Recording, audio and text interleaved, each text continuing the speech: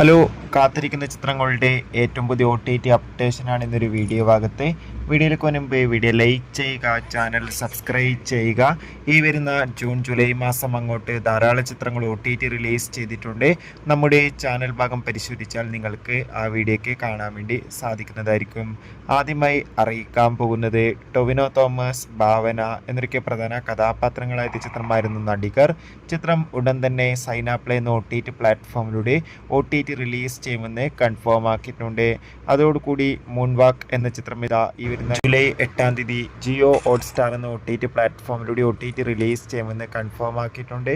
ചിത്രത്തിൻ്റെ OTT റിലീസിനായി നമുക്ക് കാത്തിരിക്കാം. മമ്മൂട്ടി നായകനായ ചിത്രമായിരുന്നു ബസൂക്ക. ചിത്രത്തിന് ഒരു ആവറേജ് അഭിപ്രായം മാത്രമായിരുന്നു സ്വന്തമാക്കാൻ വേണ്ടി സാധിച്ചിട്ടുണ്ടായിരുന്നത്.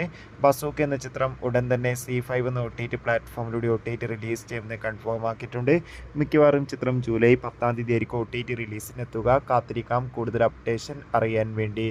അടുത്തൊരു അപ്ഡേഷനാണ് ടൊവിനോ തോമസ്, സുരാജ് എന്നൊക്കെ പ്രധാന കഥാപാത്രങ്ങളായ ചിത്രമായിരുന്നു നെരിവേട്ട.